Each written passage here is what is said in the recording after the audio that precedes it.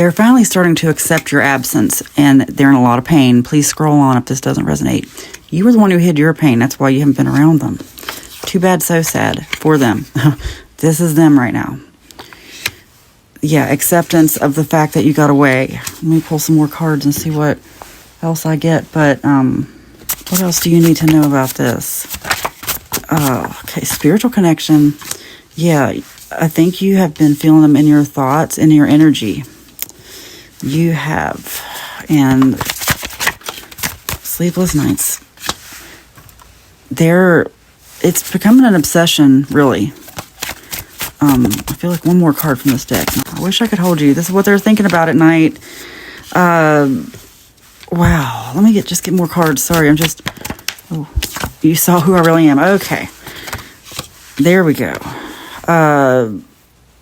You saw something they didn't know you had seen. I mean, you saw something that they didn't think anyone would see. You saw through them, and you quietly went about things and hid your pain. Whatever you saw caused you a lot of pain.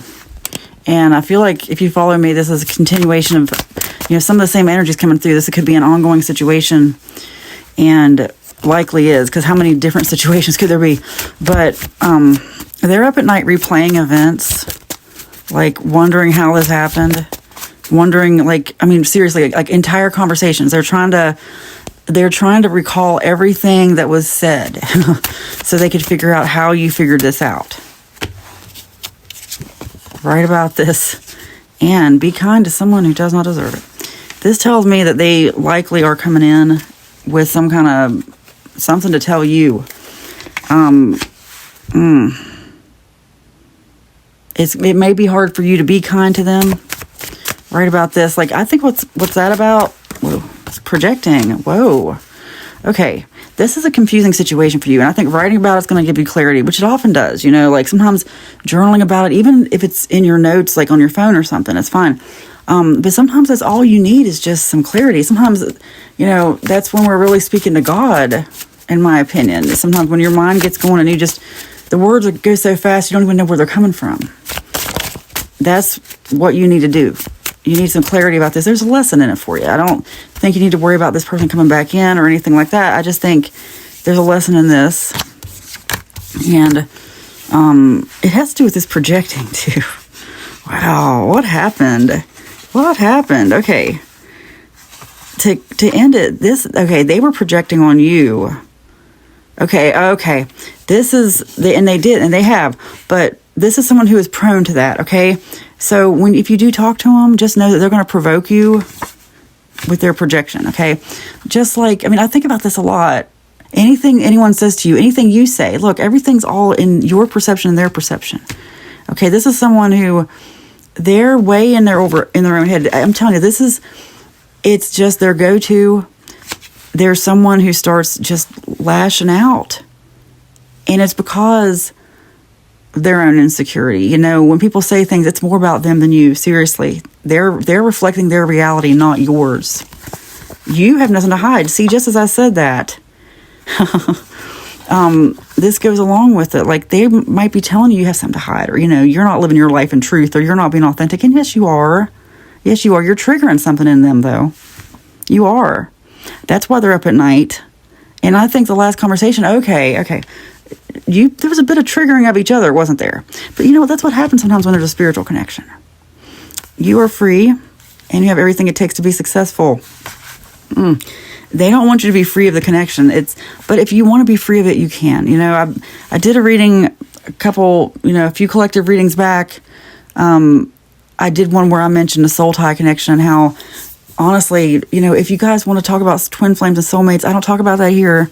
Okay, we're all connected. Everything is just energy connected to each other. They've proven this by when they split the atom. Like when the mass of the particle, the mass of an atom is the same as like the mass of the whole universe.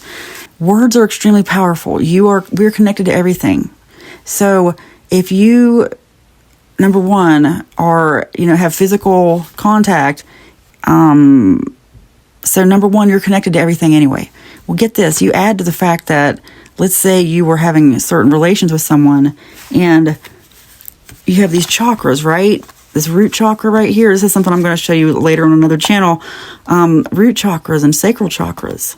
This three-dimensional world is root, sacral, and solar plexus. That corresponds anyway. You guys, imagine you're sharing root and sacral chakra energy, especially root, with someone. Okay, if you're doing that, you're forming even more of an energetic connection than you already had with like the average person who you have never touched or never had this kind of connection with. And then guess what? Words are extremely powerful. Words are a spell. Words are a spell. Be careful the spell you cast into your own life. And let me, while I'm on that subject, I'll get back to that in a second, but you're casting a spell by saying that you're a twin flame or soulmate. Guess what? You say it enough times, you believe it. They are.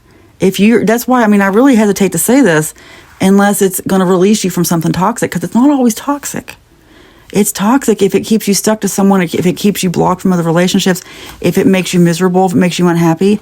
That's not your twin flame or soulmate. That's someone who you were connected to through spiritually, through, how many times have you said that's your soulmate?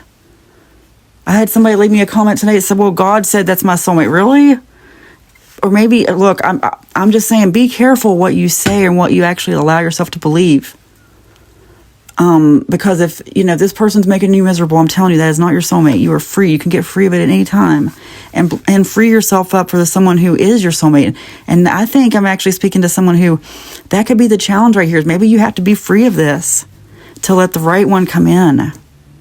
That's for you to decide. If you want a twin flame or soulmate, you can have one. I'm not trying to take that away from you. I'm just saying, be careful, because you are more in control. Like the twin flame soulmate thing still makes it seem like you're just under the control of just the universe, like you have no control over it. And I know a lot of people want to say that and want to think that, but I've come to realize lately that we are the ones in control.